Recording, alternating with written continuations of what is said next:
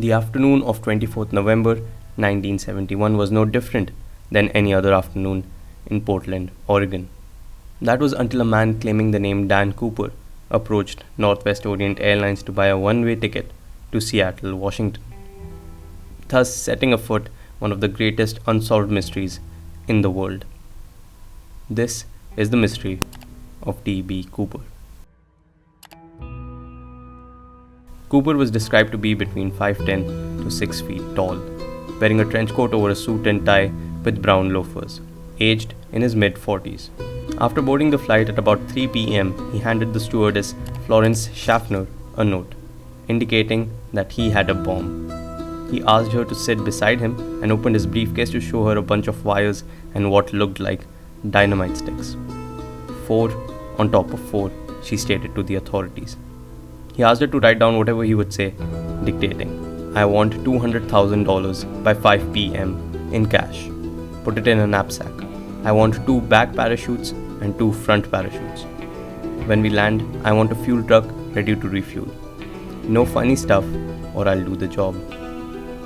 The federal authorities were informed of his demands and all employees were instructed to cooperate with Cooper.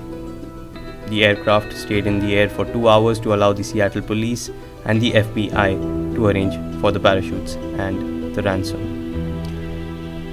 At 5:24 p.m., Cooper was informed that his demands had been met, and at 5:39 p.m., the aircraft landed at Seattle-Tacoma Airport. Cooper instructed the pilot to taxi the jet to a brightly lit and isolated area of the airport, and Cooper instructed all window shades to be shut to deter police snipers. Once the delivery was completed, Cooper allowed all passengers, Schaffner, and a senior flight attendant to leave the plane. Finally, the ransom was paid and parachutes handed to Cooper. And carrying a plain briefcase which he told the crew held explosives. With the full ransom collected from Seattle banks and 4 parachutes aboard, the plane headed for Reno. During refueling, Cooper outlined his flight plan to the crew. The drop-off location he chose was Mexico City with the minimum speed possible, which was 115 miles per hour. Extremely slow for an airplane and at a maximum altitude of 10,000 feet. When the co-pilot informed Cooper that the aircraft's range was not long enough for that flight configuration, they agreed for a second refueling in Reno, Nevada. Cooper further also directed for the plane to take off with the rear exit open, which was denied because of safety reasons, and the landing gears lowered. At approximately 7:40 p.m., the Boeing 727 took off with only Cooper, pilot Scott, flight attendant Mucklow, the co-pilot, and a flight engineer on board. After takeoff, Cooper told Mucklow to join the rest of the crew in the cockpit and remain there with the doors closed. As she complied, Mucklow observed Cooper tying something, possibly the money bag, around his waist. At approximately 8 p.m., a warning light flashed in the cockpit indicating that the rear exit had been activated. The co-pilot offered assistance via the aircraft's intercom system, which Cooper refused. This was the last communication the crew had with him. At approximately 10:15 p.m., the aircraft landed with all the crew safe and with the back exit still deployed at Reno Airport. But Cooper was long gone. Authorities began their search here, thinking the hijacker may have jumped off at the end of the runway as the plane touched down. But the problem is more complex. A daring parachute escape from a flying 727 somewhere between Reno and Seattle, Washington. A sketch was made and a brief description was obtained with the help of eyewitnesses. Due to unsuitable weather that night, the investigation could not be held till the next day. The FBI conducted a widespread research based on the analysis of the potential drop-off zone, which was around Mount St. Helens near Lake Merwin. Large areas of the mountainous wilderness were searched by the sheriffs and the FBI agents on foot and on helicopters. But Cooper, his parachute, and the money could not be found. The ransom money had been arranged from a local bank nearby that had a ransom reserve for just these kind of situations. After a month of investigation and nothing to be found, a list of these serial numbers of the bills were released to the public with a reward of $25,000 to whoever found them, making it as difficult as possible for Cooper to spend the money. Yet, nothing was found. But then 9 years later, in 1980, at a beach called Tina Bar.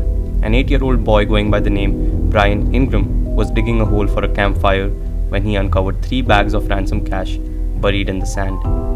These totaled up to around $5,000. This discovery, however, raised more questions than it answered. First, the bills had been disintegrated in a rounded fashion, which indicated that they had been deposited by the flow of the river. If that was correct, then the initial opinion of Cooper landing near Lake Mervyn was wrong since it was well downstream from Tina Bar. But this still did not explain how the $5,000 separated from the rest of the money. The physical and geological evidence did not add up. The remaining money, to this day, is still missing.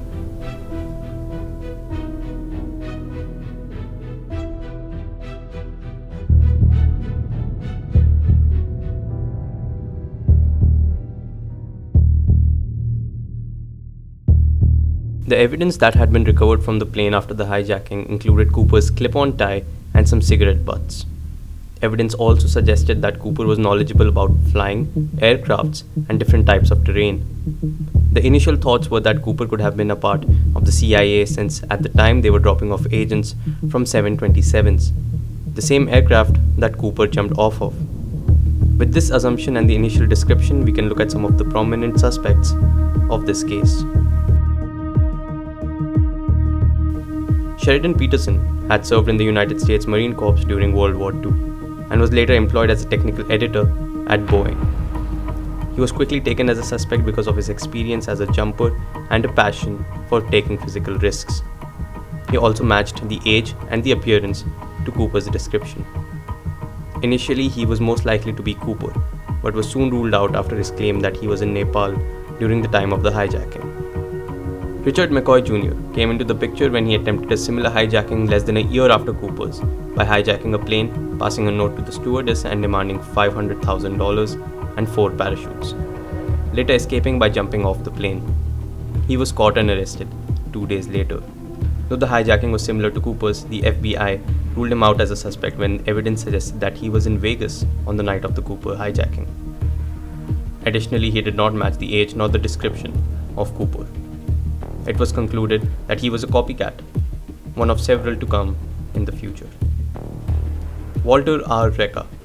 In late 2008, Recca confessed over a phone call to his friend Carl Lauren. He gave Lauren the permission to record the conversation and share his story after his death. In over 3 hours of recording, he shared the details about the hijacking that were not publicly known, including how he got away with it. Recca, who died in 2014, was a military paratrooper and an experienced skydiver. He was brought forward as a suspect in 2018 when Lauren released this information at a press conference.